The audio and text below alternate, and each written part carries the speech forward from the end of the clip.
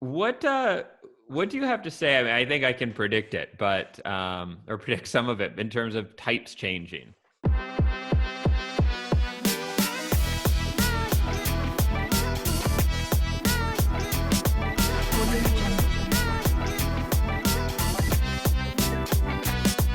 That's a big thing. I had a coaching client many years ago who told me, he was an ENFP, and our coaching wasn't related to personality at all. It was more business coaching. But he was saying he was a ENFP, and then he went through this transformation with some self-help stuff, and now he is an INTJ. And clearly wasn't. I didn't take up that argument too much because it didn't necessarily, serve him in our point. But that would be the extreme of someone's belief in it. But you hear this a lot, and some of it is mistesting, and some of it is, whatever else. I don't know. What are your thoughts on personality changing? Well, the primary reason I think why people change their types is because they struggle with anxiety and self-doubt and just general insecurities about who they are, and a sense of feeling lost or uncertain about just who you are, your identity, your lifestyle, what you want meant to do with life, and all those things. So that's the primary issue. You hope that by settling your personality type, you're going to figure out all the other things, and so you're kind of eager to find something that will fit and that will help you give direction to your life and that will help you put things in place. So the general issue is, as long as you feel unsure about yourself, you're going to keep changing types. So maybe you're going to say, oh, I'm an INTJ, and you're going to try to set your mind to it, but that anxiety is going to come back. So you're going to try to fit into that lifestyle and try to be that kind of a type. And then you're going to feel like, no, I'm not sure. Maybe it's not right. Maybe I'm missing something. And you'll go on to another type. So you have to really deal with the root cause, which is just anxiety and often lack of boundaries. So to clarify what you're saying, people's type isn't changing, but they might test a bit differently. And then in their head, they say, oh, cool. Now I'm like, if 25-year-old me tested as an ENTJ, I'd be like, hell yes, I'm an ENTJ. I do not want this to change. I am disciplined. I am a hard ass. I can get things done. So it's sort of like that. Like, people will test differently because their answers are all over the map. And then they will try to embrace the type they wish they were, or that sounds really good, in the description or whatever. Yeah, you're not changing type. You're simply trying to change your perception of yourself. So you have a personality type, who you are in flow, and you can find out who you are. You can find your true type, but you just have to start learning to recognize boundaries and boundaries between different personality traits and ways of living and lifestyles and relationships and so on. So you're gonna have to learn to develop a stronger inner voice, like a sense of I like this and I don't like that, and I need this and I don't need that. The sense of I'm good at this and I'm not good at that. So you're gonna have to work from the bottom with that. Often you have to start in the bottom, like what am I really good at, and what is and do I really, could I see myself, anyone can relate to something in a short-term glance, like, oh yeah, sure, that could be maybe fun, but would you enjoy doing that long term, or would you feel really good about that if you dedicated your life to it? That's a really good point, because I know this happens a lot with ENFPs. We can get really excited about something. We'll read a book about discipline that's not written for our type, and then get really excited, like, yes, I'm going to follow this getting things done system, for example. And we can be enthusiastic, and you can force it for a few weeks, maybe up to a few months, if you're really, really, motivated by a goal and forcing it. But it's not going to work out in the long run. And my whole thing is, you're much better developing your life, designing your life around your personality and other things, your values, what you want, the lifestyle you want. and then trying to fit yourself somewhere else. Now, you still want to grow and develop, but you want to grow and develop in line with who you are, like your natural progression, not try to fit yourself into some other box. Yeah, you were saying something earlier about ENTJs, and I thought it was interesting because I think people are struggling, especially with the idea of who they are versus who they should be. Because in today's society, there is such a strong idea of what the ideal person should be like, and how they should act, and what success is, and what a healthy relationship is, what a good parent is. And those things can make it very confusing because, hey, if the ideal parent is like an ISFJ, then an ENTP is going to have a really difficult time fitting into that role and dealing with that and thinking, oh, I have to be like that, and I have to not say this, and I have to act like this and be neat and proper and so on. But that's not me.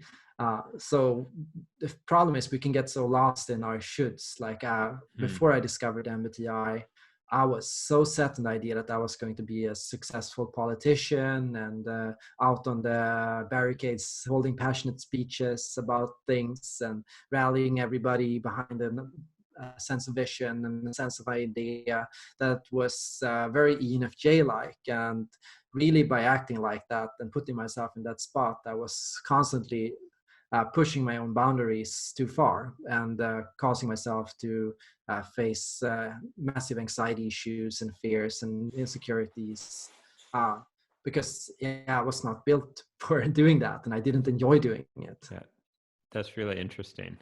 And yeah, I had similar, probably with ENTJ to some extent, when I was younger and starting to think about becoming an entrepreneur and things like that.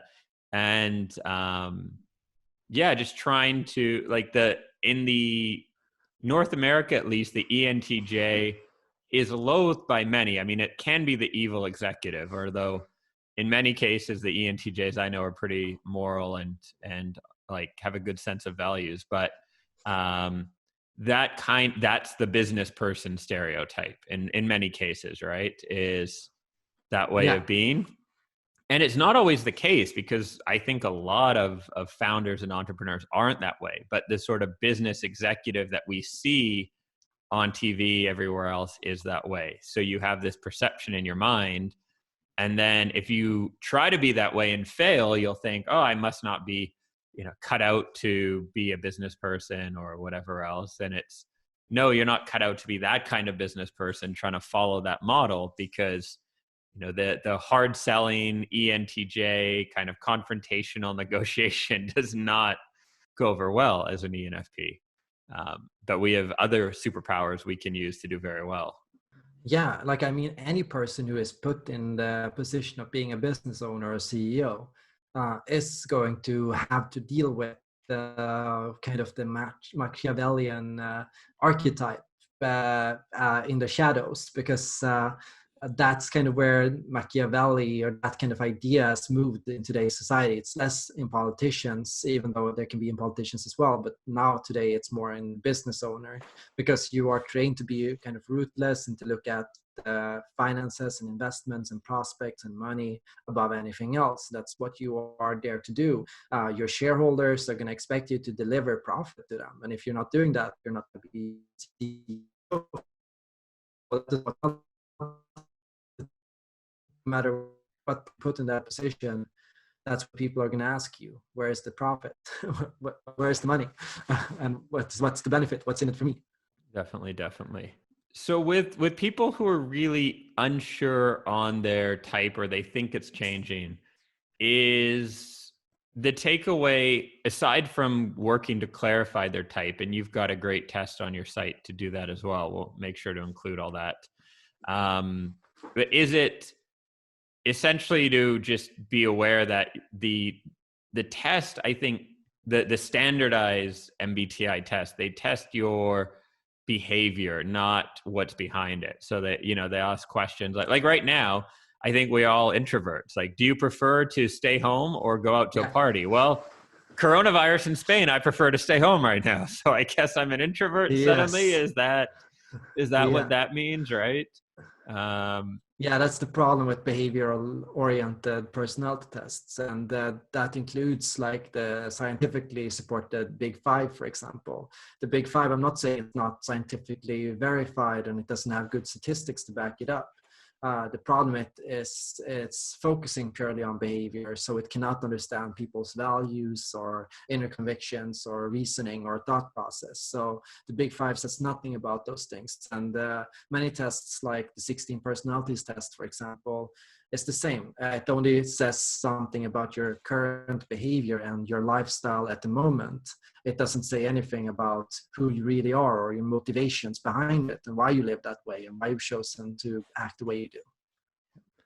There's So my personality test that I developed, the goal of that is to measure, of course, the cognitive functions and the thought processes that people have. So the questions I ask are about cognitive functions. They're not about introversion or extroversion, because there is no true introvert, there is no true extrovert. Anybody can be introverted in a specific situation, but it's about measuring for introverted intuition or introverted feeling or extroverted intuition, for that matter, and helping people see the thought process behind it.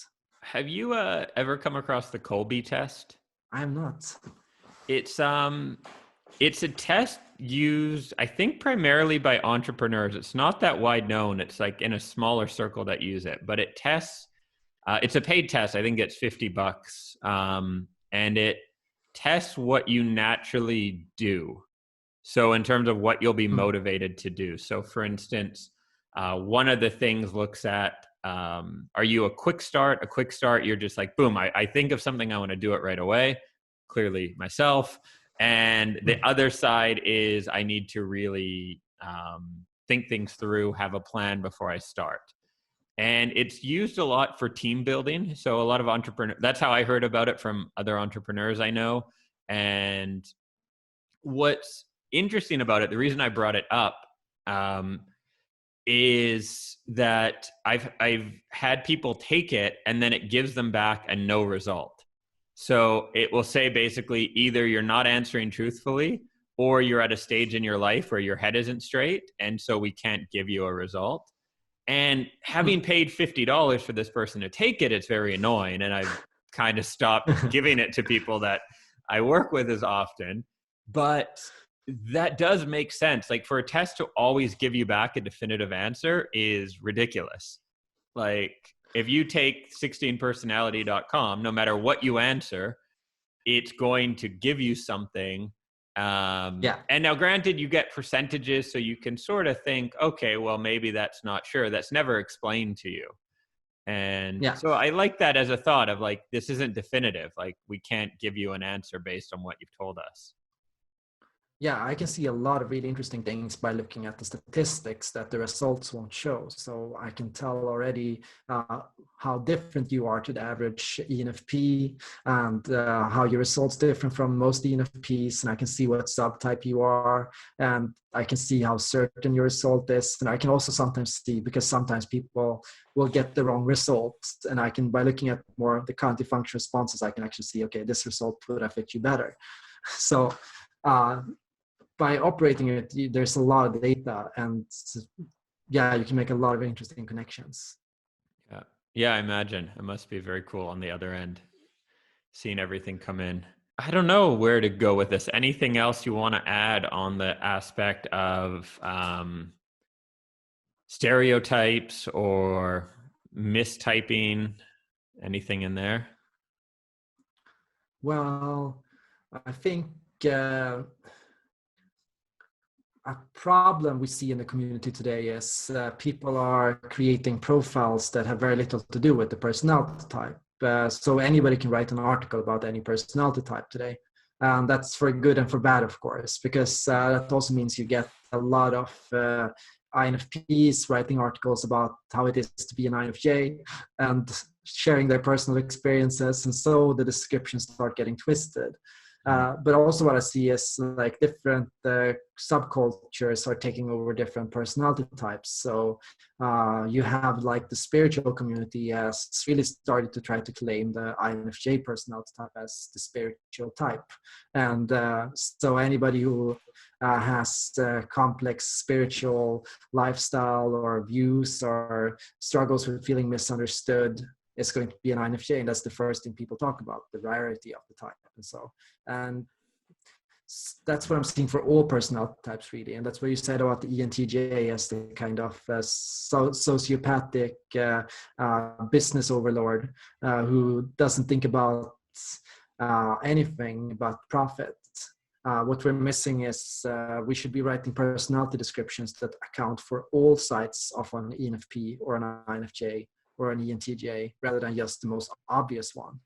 So not just writing about an ENTJ as so the guy who only thinks about innovation opportunities, but also the person that struggles with self-doubt and uncertainties about who they are, and with issues about fitting in and fears of growing too big or being victimized by the community and those things as well, because that's how you really make an ENTJ feel seen.